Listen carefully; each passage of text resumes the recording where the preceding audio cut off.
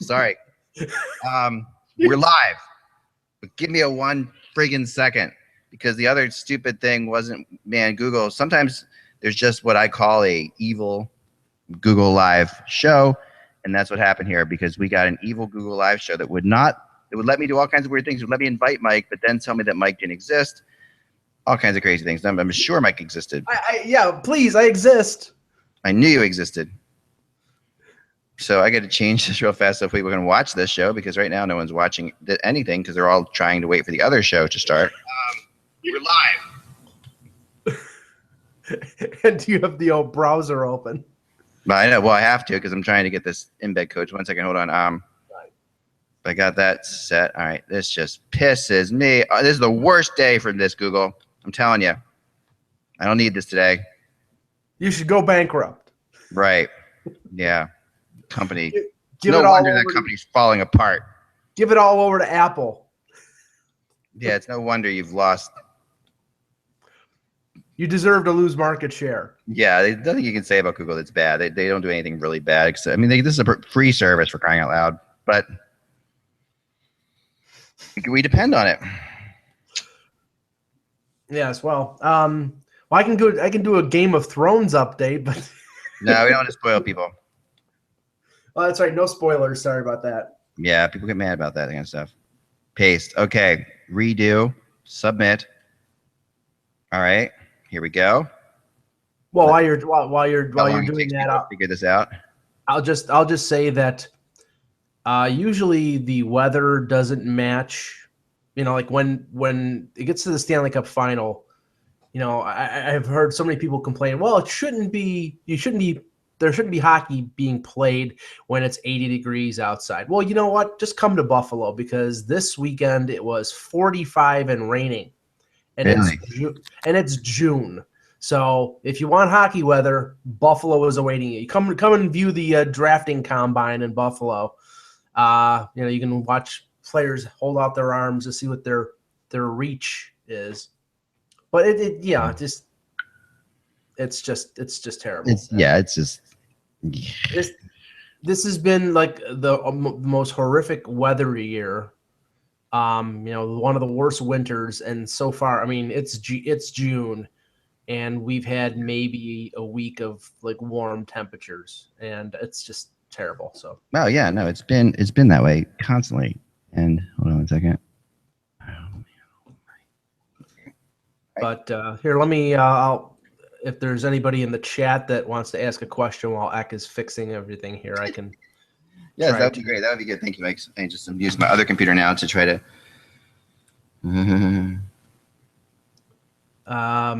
Generally not this friend. One of the people in the chat was taking to task the rumor about Timu Pulkkinen that was mentioned. Why I oughta. First of all, it's like, you know, rumors are rumors. You know, they were That's just. Fine. You can take it to task. What are they? As I do this, sorry, just that Detroit will Detroit would want to keep him because he had a great year in the AHL. Trying to pull it up here, or is it? Yeah, I mean it's. I mean, I didn't. You know, I tell you something else that just came across that so you guys will have this. Just is I just got this word that it looks like Letang's numbers are very much numbered in Pittsburgh, so I'm working on that one. Well, does that mean he's retiring, or does that mean they're trading him? He's going to be traded.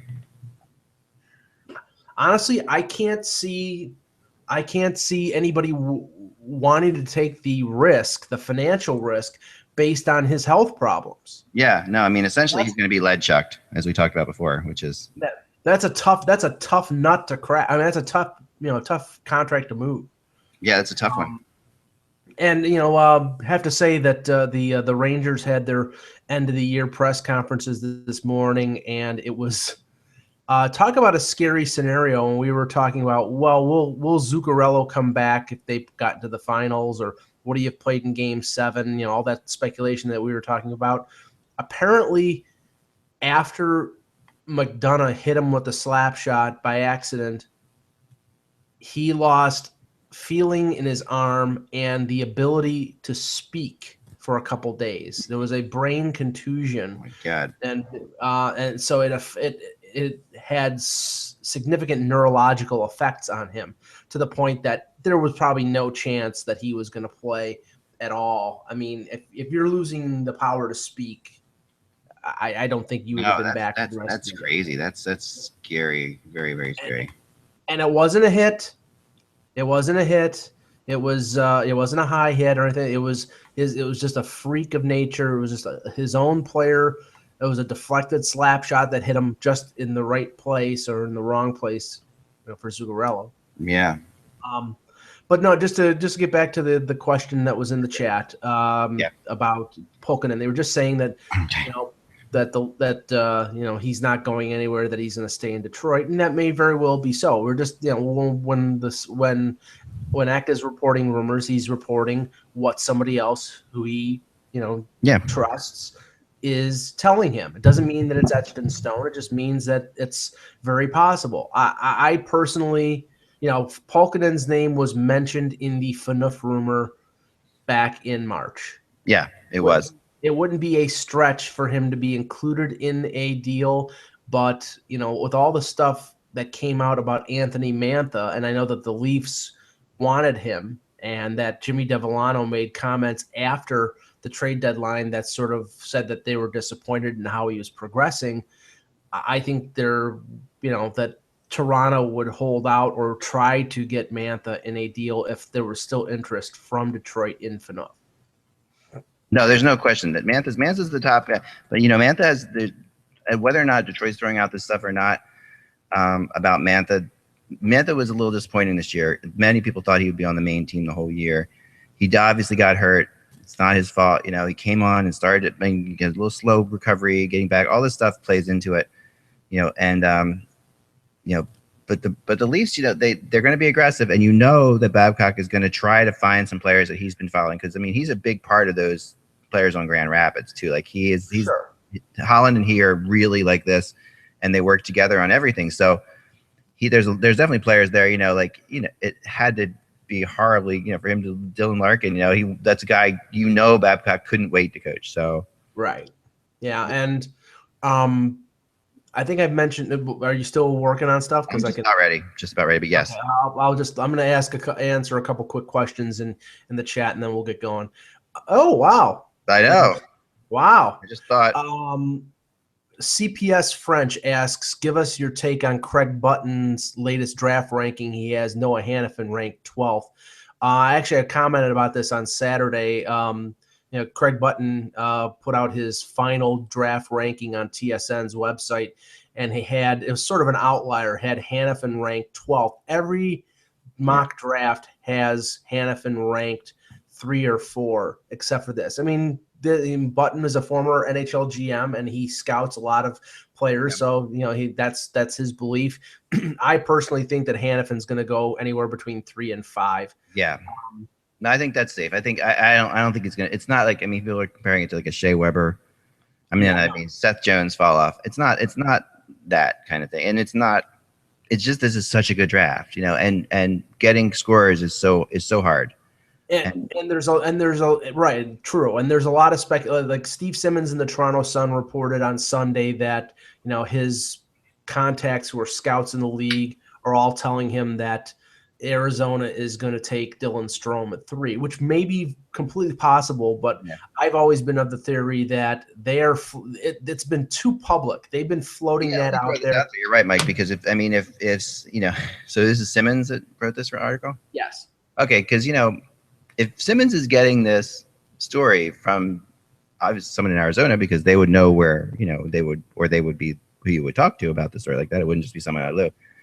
It's not like they're like, who is Steve Simmons? Who are his readers? Who is he? This is really blatant.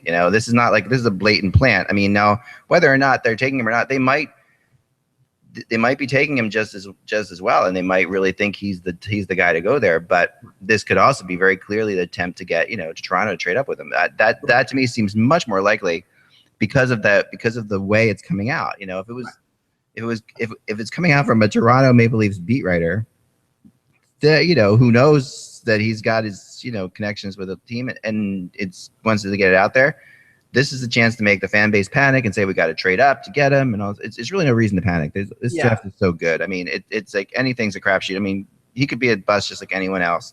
There's definitely an agenda being floated here. I mean, at least that's my interpretation from the outside. And the thing is, I don't think it's going to work because Toronto's at 4, and this is strictly from the Toronto point of view. Toronto's at 4.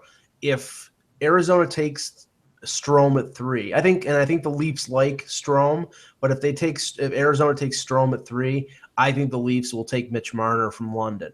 I don't, or potentially if there's a team out there that makes it worth their while to trade down a couple spots that really loves Hanifin, they could trade down 1 or 2 spots and get an extra draft pick and then take Marner or somebody else at 6 or 7 or something like that. So there's a lot of like things still to be had. I mean, I think we're 3 weeks or 3.5 weeks away from the draft. So there's gonna be a lot of these kind of stories out there. A ton of stories. And I mean, we have a long way to go, and it's really just beginning. I mean, I've been working on the rumor chart the last couple of days intensely. I'm hoping to have it out by today, probably now more like tomorrow or late tonight. But the rumor chart, is usually UFAs this time of year, but this right now it's more trade related. The draft has become bigger than the deadline. Yeah. I mean, in every which way. I mean, you see more players moving. It makes sense because it's right around the time of year that teams are figuring out their budget. They have money. They've got players coming off the cap. They can make moves. They're not sideswiped by what the salary cap makes it very hard for trade deadline moves. This is salary cap, really definitely pushes those moves to now. And This draft will be more of a trade draft. I mean, as much as probably more exciting than July 1st in some ways, just because you're going to see some really, I think, some surprising moves. Well, it's all folded into one, Ak. I mean, the draft is the 26th and the 27th. I mean, the free agency day is only a few days later, so it's that whole week. But I agree. I think to your point, the day before and the day of the first round and the day of the second round, which is the 27th, which is a Saturday, I expect there to be a bunch of trades. I think there's going to be a lot of movement because of the salary cap situation, because teams like Chicago are going to need to pare down their roster because of salary cap constraints. I mean, we're going to get to talk about the games that happen on Friday and Saturday night. Already there's talk out of New York. Larry Brooks's column in the New York Post, and I listened to some New York radio this morning that is speculating about trading Rick Nash because Rick Nash for the second straight year, to their mind, choked in the playoffs and didn't score. And I'm like, here we go. I mean, not to say that that's based in anything that Glenn Sather or Jeff Gorton is going to do, but, the heat is there, and that, the Rangers are sort of a now team with Lundqvist in his early. Oh, very much a now team. Yeah. So, I mean, do they make a move at the draft or in the summer that adds one more missing piece to the puzzle?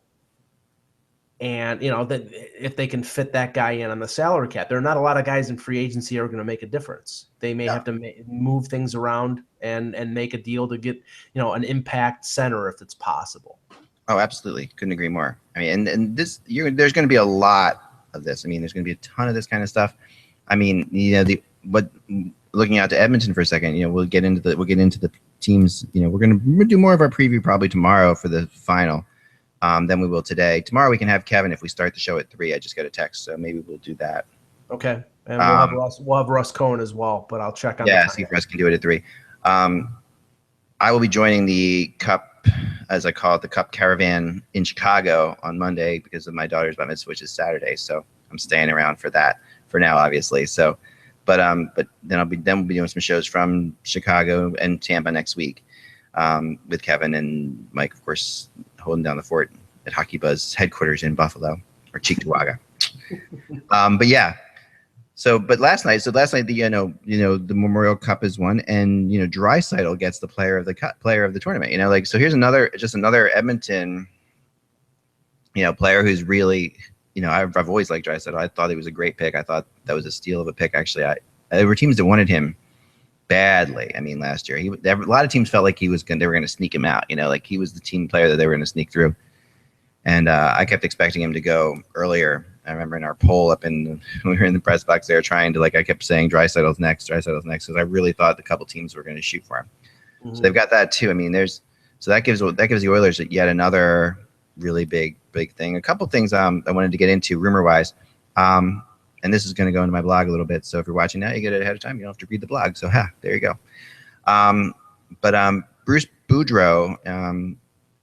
I don't think all the criticism on Boudreau is. Let's talk about him for a second. I just don't think it's fair. There are a lot of people now. It's gotten to the level of analysis now, which I can't stand. Like people are saying, he looks scared.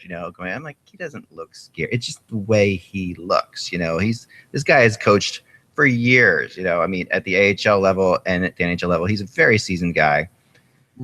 And honestly, I mean, how can he coach away the 5 posts that are hit in overtime, by Anaheim in those 2 games? That's like the thing to me, that this series should have been over. Chicago pulled this one. I mean, this was the most miraculous victory of these Hawks, of all the series that these Hawks have won, going back to their 2 Stanley Cups. This one was the most miraculous one to pull out. There was a point in the series when they were totally dead in the water, and they were hanging on by a thread. And then somehow at the end of it, they're going away, stronger than ever. That's crazy. How does the team turn this? How does the team turn that around?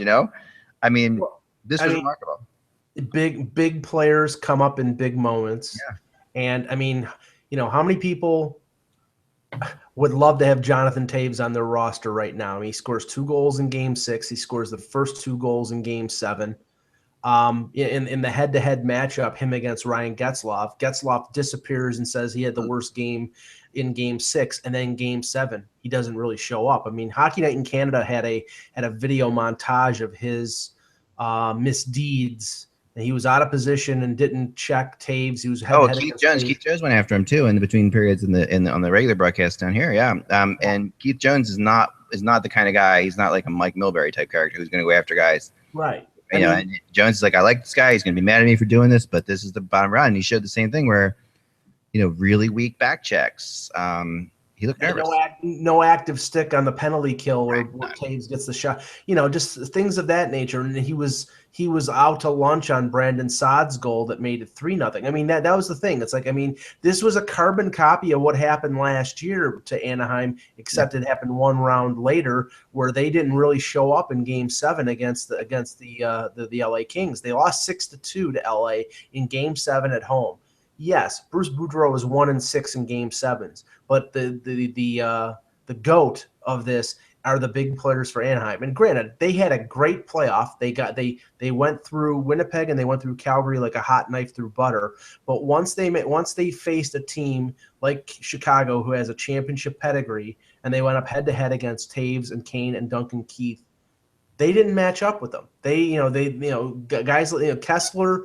His offense sort of disappeared midway through the series, and his role basically was to try to neutralize Toews, and then he failed at that. Quenneville was able to break away from the matchup at times. Quenneville did outcoach Boudreau in the series. Yes. It's hard to rip Boudreau when you're one of the final 4 teams. You're 1 game away, and you're really a couple posts away from going to the finals. It's hard to take it apart, but the one thing that Boudreau did, and I wanted to try to get Julie, our friend from Washington, not Julie, what's her name from Washington? It's terrible. The girl from Washington that we sat with at the draft that we had on before. Katie Brown? Katie Brown, thanks. Someone Julie thinking about Julie Brown. Julie Brown, downtown Julie Brown, remember her? That's why I thought Julie. Katie Brown from Washington, because I wanted to get her perspective on this from the Boudreau and the Capitals history. The one thing that I thought Boudreau did really poorly was he coached not to lose, and that's one of my biggest pet peeves. He definitely, even when he was matching, like there's a way, and this is so cool when a coach can pull this off. There's a way that you can turn the other coach against himself, and that's what Quenneville did. Quenneville managed to keep the key players off the ice because he knew Boudreau was matching. He knew who he was going to match with, so he wouldn't put them out there. And then, because you get past the top 6 on Anaheim and the bottom 6, Chicago will play that game, and they did. And the fact is, Boudreau iced time for key players, and I think this really affected Getzlaf as the series went on, because he it wasn't just a matter of his ice time. His ice time was there still, but it's consistency. You know, it's like these guys are used to going out every third shift, you know, and if they're being put out for one shift, taken off, put right back on, and then being taken off for like 4 shifts, that was happening a lot. And that to me was where Quenneville played, you know, Boudreau like a fiddle, because he really just took over that series. Well, clearly Quenneville won the chess match, because the puck was dropped, and 5 seconds after the puck was dropped, Taves and Kane left the ice because Kessler took the opening faceoff. If they were going to be matched up against one of those top 2 big centers, Quenneville wanted it to be against Getzlaf, because Getzlaf is more of an offensive center and not a guy like Kessler, who is a professional disturber of the highest order. I mean, he's a guy. And that's the perfect example, Mike, of playing not to lose, because if you're in that game, you know, and you're at home, you go with your line. I don't care who you're matched up against. You go with Getzlaf and Perry and you go for it. I mean, you got to set the tone right away. You got to make this happen. You let them throw out Taves and Kane, and you just say, listen, guys, you're our best. They're their best. Let's go play best against best and win this thing. And Boudreau should have thought that way a lot more often. If he had, and especially the fact that Kessler started game 7 was really troublesome to me. It was a good, interesting sign. And I mean, there was clearly more desperation on the Hawks side, because even in the third period, I mean, the score started to narrow a bit. The game started to get a little close. I mean, it was 5-2 or 5-3 final. Yeah. Which is way closer than it was. Which is way closer than it was. But the thing was, even at that point, you didn't see Rundblad. You didn't see Comiskey out there. They were rotating 4 defensemen. Oh, yeah. And I heard former Hawk Brent Sopel interviewed on Toronto radio last week, and he made the point of saying that the ramifications of overplaying Keith and Seabrook, Oduya and Yarmulson would not hurt the Hawks during the Anaheim series. It would hurt them in the next series, because, you know, the weariness. I get that, and that makes some logical sense. But at what point are these guys just? I mean, they've been overplaying these guys a lot for a lot of years now. They've been playing them a lot. You know, they played a lot of hockey beyond the Blackhawks. They played in the Olympics. They played all over the place. At what point have we not just bred them to be able to play this much? I mean, that's what it feels like to me is happening. I mean, there is definitely now when you're in the third overtime of a game, yeah, okay, for sure. But as far as a regulation 60-minute game, you're not going to see it. These guys can handle that. They can each handle playing 30 minutes in a 60-minute game, no problem. Can they play 50 minutes in a 90-minute game? That's a different story. But maybe there'll be enough time in between, because, you know, Chicago played on Saturday. The opening game is Wednesday, so they probably get 2 days of rest.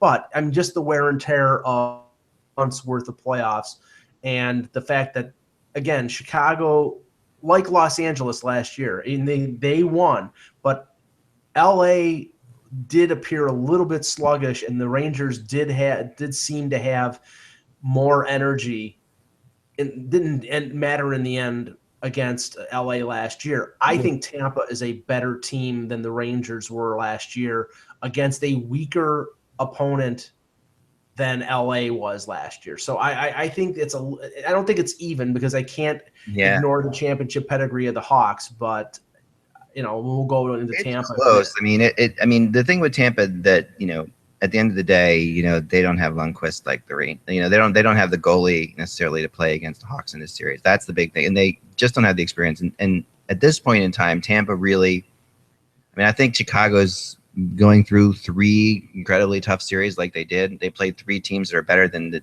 any of the teams that, you know, in my opinion, that the Lightning played, because by the time they got to the Rangers, the Rangers were so beat up. I mean, they're all the injuries are coming out too of the Rangers defense, and they were all, you know, one had a broken foot, one had an MCL. It was just like, so by the time they played but you know, the Hawks played the Predators, the Wild, and the Ducks, and all 3 of those teams are good enough to be Stanley Cup teams. We talked about it. So, I mean, to me, that the bottom line is this series may go a little bit longer because Chicago's beat up, and I felt like last year that the series went a little bit longer because LA was beaten up, because LA couldn't finish them off. But, you know, the bottom line is, if it wasn't for Lundqvist, the series would have ended sooner last year.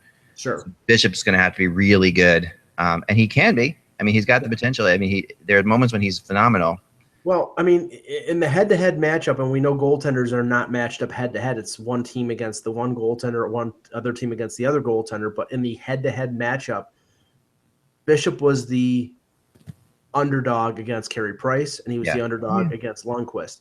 It's a wash against Chicago. I think they both have, they both had little slumps. Bishop and Crawford, they're both here. Yeah, but the difference here is that this is Crawford's third time here. Sure. And that's, I mean, you can say what you want about playing against Price, and those are great and Lundqvist, but playing in the Stanley Cup Finals is a whole different ball of wax. And that's, I mean, if you win 4 games, you get to carry that cup around and you get to bring it home to your family and all this stuff. There's a whole nother level. And there's the motivation there for the Hawks that this is probably, let's do it one more time while the band is still together. This is the Who's final tour. That's what we said in 2011, though. So, I mean, I don't know. I'm not convinced yet. I agree with you. On the surface, it seems like that, but all the real players that matter to the Hawks are going to be back. I mean, they're all coming back. I mean, the star players are going to be back. They're going to lose Duya. They're going to lose Brad Richards, and they're going to lose players. But you're not, and they could lose even somebody like Sharp, possibly Bickle. Sharp, but Bickle. These guys are not big players for them right now. I think that, and they've got some serious talent. Their farm team is very good, so I think that they're going to just replace them. I don't think the Hawks are done by a long stretch here. I think that that's being really overblown. This is the beginning of Kane and Taves' contract. I mean, they're going to be around for a while. Well, yeah, it's not a complete tear down, but what I'm saying is that Duya has been there for most of this run. Sharp has been there since the beginning. True. When they lost Ladd, they lost Bufflin, they traded Versteeg after 2010 because of the financial situation, but they hadn't been there, sort of long enough to be part of this core, this dynasty. They were exited out early on, but Sharp has been there through all this. He's been there another 5 years, so it is going to be a significant loss. I mean, the thing is, he's 1 year away from free agency. He's 32 years old right now. Who's to say that if they don't trade him, he doesn't come back in a year, for less money or something like that, or maybe he hits it big in free agency. But there is going to be a change, and the motivation is there, from the Hawks that let's win this one more time with this group, because this group overall won't be back together. So I think that's their motivation. Tampa, I think the motivation is we have to prove to everybody that we're this good. Yeah, that's true. Now, and some other real quick rumors. John Hines is rumored to be the new Devils coach. Now that's very preliminary. It's not official or anything like that. It's been hearing for a while. This of course does stick with the idea, that Shiro gave Hines a start as a Devils for Wilkes-Barre Scranton. So yeah, I mean, and he's a very good coach. I don't know that this is the right coach for the Devils. What I heard this morning, which is really fascinating, is that one of the reasons the Devils haven't done anything is they wanted to see what happened with Bruce Boudreau. And I think Boudreau is going to come back to Anaheim, but I also know that Shiro and Lou really like Bruce Boudreau, and they if he became available, they would jump on that. And I think that part of them holding out is to see what happens there. Well, ironically, the word that came out early in the weekend was that Phil Housley, who was an assistant in Nashville, was the leading candidate, and the Devils squashed that pretty quickly. I mean, that made sense in the sense that Housley is involved with USA Hockey, and so is Shiro, and there's that connection there. I mean, Hines makes sense in the sense that this is a rebuilding team, Eck. I mean, no question. But it also is a team that really battles for attention, and the owner of this team is owner of the 76ers, and although he's been incredibly patient in the 76ers, it's a different thing to be patient with the Sixers in Philly than it is to be patient with the Devils in New Jersey. This is a much harder team to keep the fans interested in. I mean, they're incredible diehard Devils fans, no question about it. But they're not going to be thrilled about this signing. It's not going to send them over the top. It's not hitting a home run. It's not a Bilesma. It's not a Babcock. Right. It reflects the fact that this is a work in progress. That this is going to be a team that's going to take 2 or 3 years to clear out some of the older people like Patrick Iliash, Dana Zubris, guys who are in their late 30s or even early 40s. and bring up young kids. And again, they're in the Eastern Conference, the only competition to the Maple Leafs in terms of bottoming out, because I think right now they're both rosters in transition and teams that are probably going to trade some of their older veterans. So that I think Hines fits with that, because they're going to have some young players and they're going to have to develop them at the NHL level. Yeah, and I mean, I like the idea of going with new blood too. Like, I don't love the carousel that we're seeing, all the time, and I like the Flyers signing of Haxtell. I think it made sense. I mean, they got themselves a coach who is the kind of coach, that what I've been told, that's Tortorella, Keenan type, that's going to have a lot of baggage with him, but doesn't have any baggage because he hasn't been in the NHL yet. So kind of very much like Mike Keenan was when he first came here. So I like the trend of some new coaches, and I like when AHL guys get a shot.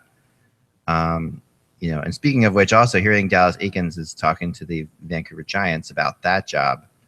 That would be a great fit. Dallas is a great guy, and Vancouver Giants are really great American, franchise.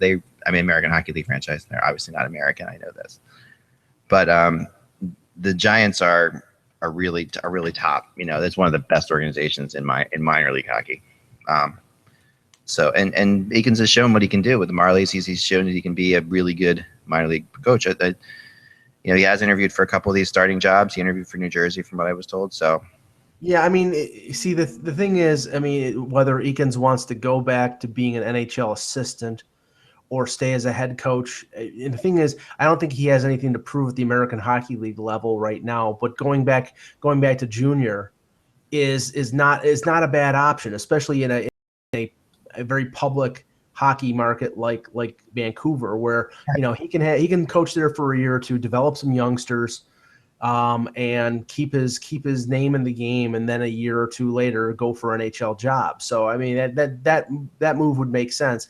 There's going to be a lot of movement. I know that Bob McKenzie tweeted this morning that there's going to be a lot of AHL movement in the next couple days, because as soon as Grand Rapids either wins the Calder Cup championships or gets eliminated, Blashill will move up to Detroit as their coach. So there's going to be a vacancy there. There's a vacancy in Toronto, and the rumor is that Sheldon Keefe, who's the head coach of the Sault Ste. Marie Greyhounds, is somebody that the Leafs are very interested in, either in having the Marley coach or being an assistant at the NHL level. So there's going to be a lot of piece moving on the board in the next week or so.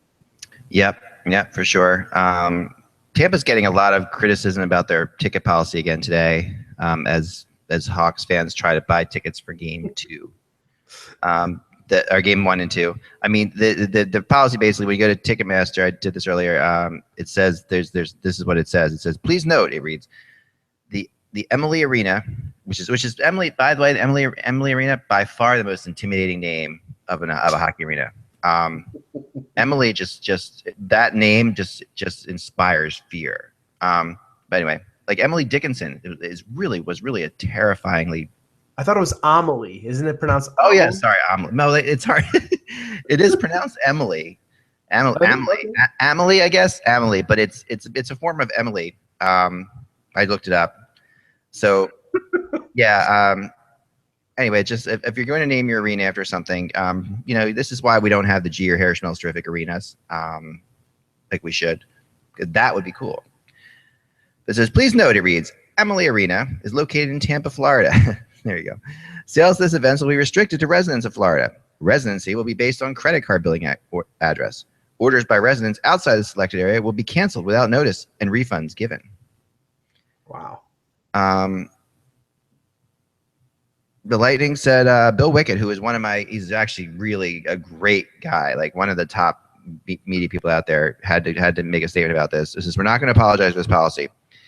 We want to create as much of a hometown environment for Lightning players and our season ticket holders as we can. But then the clothing issue, which is here we go. This is where they lose it. This is where they look. And I was so looking forward to Anaheim, Tampa, and calling it a Mickey Mouse series because of their proximity to Disney World and Disneyland, but I couldn't do it. So I'm going to use that joke right now. This is not a Mickey Mouse series, but this is a little bit Mickey Mouse franchise of them to actually say that fans are not allowed to wear any uniform they want to. It's like, someone said, what about their underwear, and their socks? Will people be scanned and patted down? I understand the want of franchises to limit the sales of,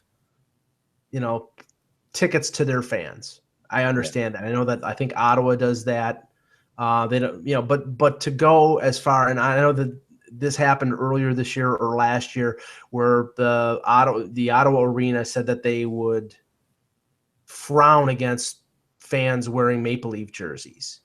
And that's basically what's going on here, that Tampa would frown against Blackhawk jerseys being worn. It's okay if you frown against it. It's bad if you ban it. I mean, they're not giving their fans enough credit here. Like, this is like, that's what it feels like to me. It's not. I mean, I know it sucks. I was in the Tampa Arena when it wasn't called the Emily Arena, but before that.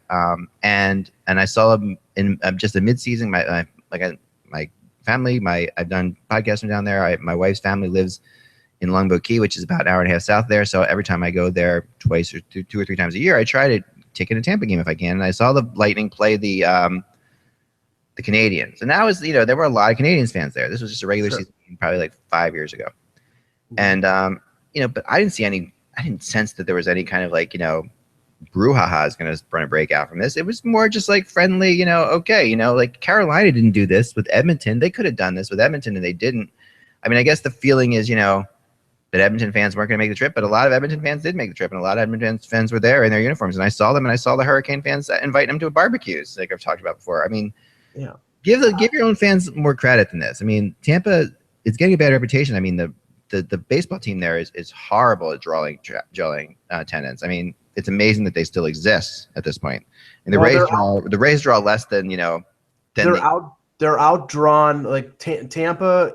The New York Yankees spring training is in Tampa. Yeah. When the Yankees are in Tampa to play the Rays, there are more Yankee fans than there are Rays fans. Oh, there's no question. I mean, their average attendance is 14,000 so far in their 27 home games. That's like below any NHL team, and that's what's crazy. I mean, this to me is the thing about the Tampa crowd that people don't really realize is that they're young. The Tampa area is actually a very, when you think of Florida, you think of old people, right? You think of retirees, and that is definitely true on the Panther side of things. Like on the Miami side, there's no question that's where people go to retire. But the Tampa, the city itself, is really thriving with younger people, like yuppie type people, who and they, they might not have as much disposable income now because they're just getting going. They've got, their kids are young, but it's a hip group. It's a hip crowd. Like when you go there, you don't feel like you're in a southern place, and it's loud. It's it's really loud. It's very similar. Like the Predators have a lot of young fans too. It's very similar to that. So they got to give themselves more credit than this. I mean, it's like they can deal with the fact that a person has a Blackhawks jersey on. I mean, it's like. Yeah, but I don't think it's the problem. I don't think it's the fans that would have the problem. I don't get the organization being so sensitive about this. I mean, if so, they're trying. I know what they're, like Wickett said, and he's right. I mean, they want this to be, but it being the Stanley Cup Finals, if that's not enough to get your city behind you, because I think it is. I don't think they had to do this. I think it is. I mean, because all that ends up happening here is those fans from Chicago still get their tickets. Yeah, the secondary market out of Tampa is going to be. I mean, what this is doing is this is allowing Lightning fans to make a big profit if they want to sell these tickets. Yep. Because ticket brokers in Chicago are not going to be able to get tickets, but ticket brokers or scalpers in the Tampa area, if they buy blocks of seats with their Florida credit card and then turn around and sell it on StubHub or whatever for 5 times what it is. I'm going to go to StubHub right now and see what's going on with this game. Yeah, it's gonna get sold to a Chicago fan. I mean, so right now, there's gonna be, if this series goes 7 games, there are gonna be 4 games in Tampa. I will guarantee you that there will be probably at least 1,000 Chicago fans in that arena. For when Patrick Kane scores a goal, you're gonna hear cheers. So they're not gonna be able to keep every Chicago Blackhawk fan out of there. So, I mean, to me, this is a waste of time and a waste of effort. It's for game one, the cheapest ticket is right now on StubHub is $345. Right. That's high. I mean, that's definitely high. Yeah. I mean, this is old NHL market versus new NHL market. So I don't know. Maybe they just want to prevent the invading hordes from Illinois from coming down to Florida and taking over their arena. I really don't think that that's going to be the case. But I mean, I'd rather concentrate on the matchup on the ice than the matchup in the crowd. I think it's actually going to be a pretty interesting matchup on the ice. And the funny thing is that I predicted Tampa in 6 games. And once Tampa lost that game 6 in Tampa last week, I thought they were done. I thought there was no way they were going to go to MSG and win a game 7. I remember because I was right and you were wrong. Yeah, you were right. You were right. But I was right in the overall that I picked Tampa and Chicago at the beginning of the playoffs. That's playing both sides of it now, Mr. Ogello. That's like, you can't play both sides of it there. Yes, but no, I get what you're saying, and I think that. Just in comparison, game 3, which is the first game in Chicago, the cheapest ticket's $678. So it's twice as much, exactly, almost. Yeah. And that makes sense. And the Stanley Cup Finals are that way. I mean, I've been to plenty of them. This is going to be my 10th Stanley Cup Final covering it. It's like they are amazing events around the city, and you just don't. And I know you want to keep your fans in there, and it's a cheap flight from Chicago to Tampa. It's not an expensive flight, so I'm sure Chicago fans would have gone down there. So I get that to a degree. I do. If they had more season ticket holders, this wouldn't be an issue. Mm-hmm. Because season ticket holders get their first shot anyway, right? So you could argue that that's not fair, but that is fair because they bought their season tickets, right? So I don't know. I'm not going to kill them for it. I am going to kill them for the jersey thing. The jersey thing is ridiculous. I mean, if somebody's paying $400 to buy a ticket on the secondary market to go into that arena and watch their team, the Hawks, play in the Stanley Cup Final, they should be allowed to wear the red or the white Hawk jersey. Right. I'm sorry. Not to say that, that $400 ticket gives you the right to do anything, but you're not doing something that would be fighting words or starting a brawl. I mean, I again, like you said, I give the Tampa fans enough credit that if there's somebody in that arena wearing a Blackhawk jersey, they're going to be treated with they may have verbal barbs being thrown at them, but they're going to be treated with respect. I mean, there have been instances in this playoff where an Ottawa Senators fan was attacked by some fans in Montreal. You're always going to have rogue elements out there. Mm-hmm. That's not the norm. So I honestly, I hope they relax this ban on jerseys if there is a ban, if that's what's going on. I mean, it's almost an unstated ban right now, but if you're in the mood for a bargain, game 7 right now, the cheapest tickets are $630. That's pretty good. I mean, you get your money back if it doesn't go there, but man, if you can go to a game 7 Stanley Cup Final, that's incredible. You should do that. We'll save our predictions for Wednesday. Oh yeah. Also, here's something kind of peculiar. Let me just bring this up for a second on the I don't know if this is known yet, but check this out. I just found this from searching on StubHub. There is a game on Saturday, September 26th between the Hurricanes and the Islanders for sale. Like preseason game. Could that be the Kraft Hockeyville game? Could be. I mean, and then there's also one between the Penguins and the Canadiens in Quebec City for sale. And on September 28th at Videotron Center, Quebec, which is the first, I guess, can be the first game in the new arena, right? That's the new arena. I believe so. Yes. And those tickets are pretty cheap right now. So $140. I'm not 100% sure, but I know that last year when there was the Kraft Hockeyville games, which are determined way beforehand, determined before the actual NHL schedule comes out. Right. The tickets were on sale way in advance. So yeah. But I think the interesting thing is to look at the teams that lost, the Rangers and the Ducks. they got very close. They got within one game, and how different things are going to be with those teams next year. Because like for example, with Anaheim, I don't think that they're going to pony up $4.5 to $5 million a year for Matt Bolesky because they're Yeah. deep. I don't know that And Boschman's going to be back, and he's another. Only if he takes the kind of money that he's making right now. If he expects to make big money, but you got to remember this about Boschman: he knows what it's like outside of Anaheim. Yes, I know he has played in Toronto, but he's He played in Columbus, and then he came to Anaheim, and he enjoyed the first success of his career.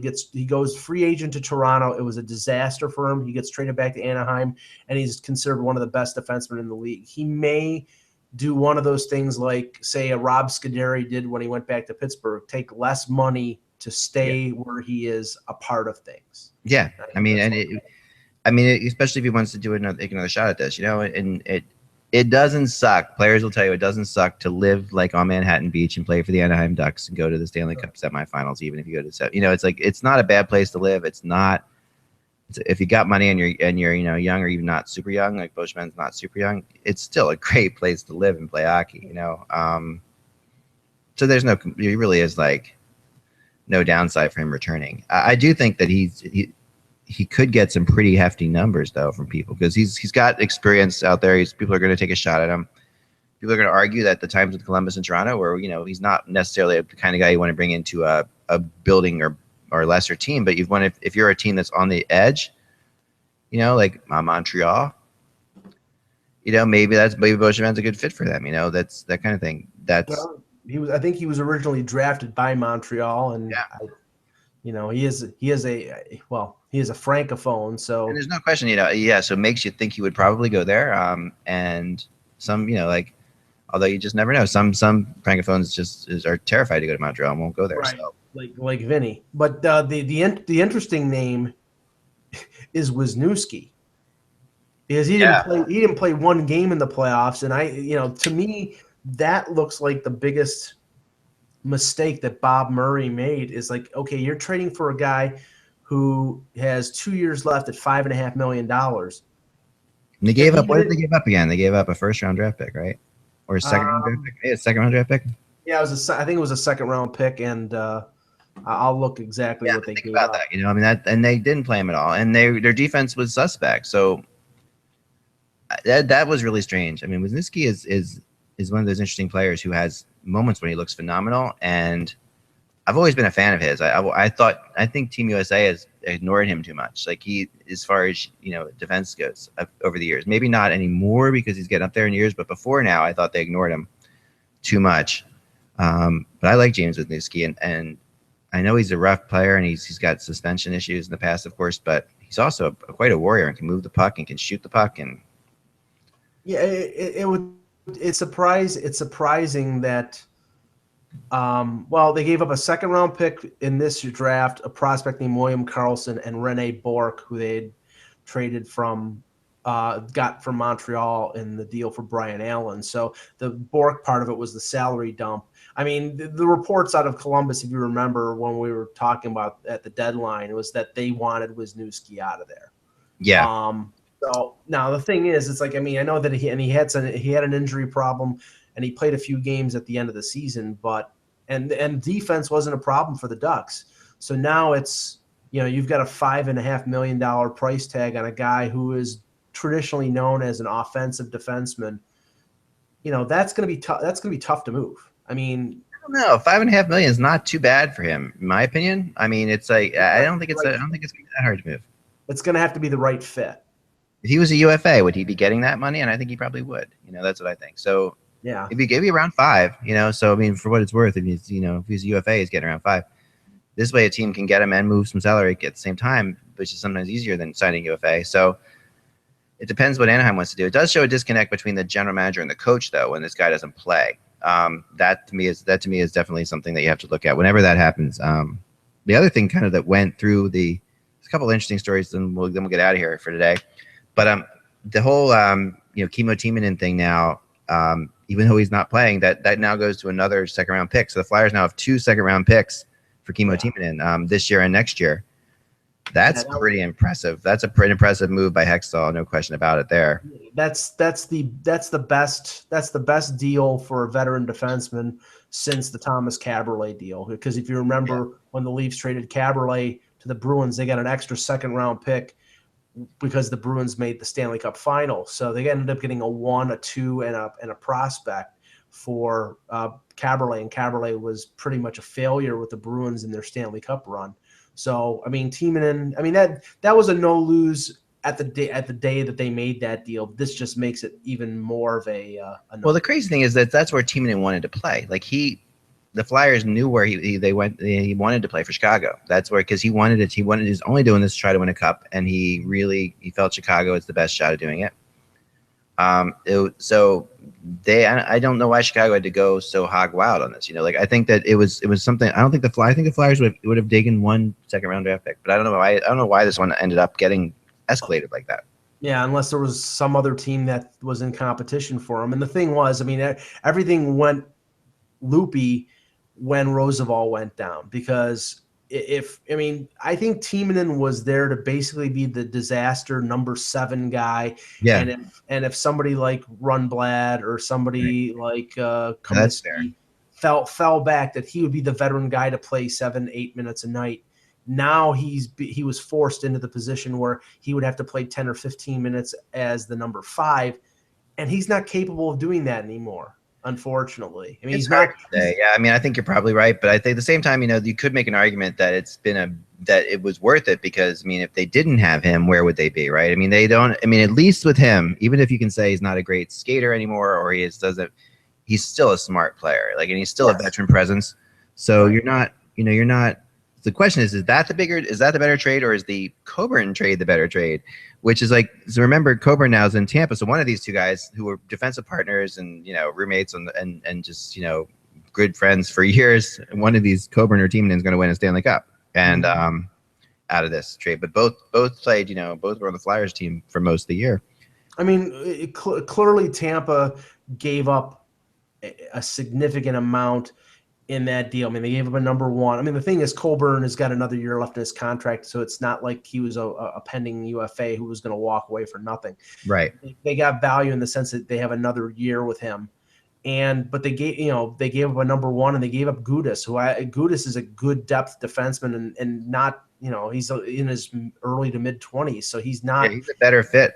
For the Flyers. He's a better fit, and I think he fits. I think he fits with the Flyers' defensive mentality. You know, he's a rough and tumble guy. I think fans in Philadelphia will love him. Well, it gives him a chance to move Grossman out, you know, which is what they want to do. And Grossman's been a good player for them, but it's time he's getting up there. He's one of those guys I wish you could keep, though. I'm a real Nicholas Grossman fan. But yeah, I mean, these 2 trades, you know, which turned out to like a first and 2 second-round draft picks plus Gudas, you know, for players that had no future with the Flyers at all. Pretty amazing. I mean, those are pretty good moves. Right. You know, if you're to measure the whole thing, you know, you still have to look at the Hartnell trade for Umberger, you know, if you look at Hextall's career so far. And that was a weird one for sure. Well, it's gonna be very intriguing to see what Hextall does about Umberger and what he does about LeCavier. I can't see, short of a team that needs to get to the cap floor, or a team like Toronto, who has already expressed their willingness to spend money to get assets. I mean, if say, for example, Philadelphia said, okay, we want to get rid of $4.5 million of LeCavier's contract, but, you know, we'll give you a second-round pick, or we'll give you something else for you to take that on. It's true. I mean, I think, though, that what might be interesting here is I think LeCavier might get another chance in Philly. And you know, that I don't think Umberger, there's no way, but if you remember, LeCavier signed in Philly to be with Laviolette. He also played under Tortorella, you know, obviously in Tampa, and so LeCavier's thrived under harder nosed guys, you know. Berube is not that kind of coach. Hextall could come in, and if I'm Hextall, I'm like, you know, I'm looking at him like, this guy, okay, he's not Vinny LeCavier anymore, you know, like we would think of.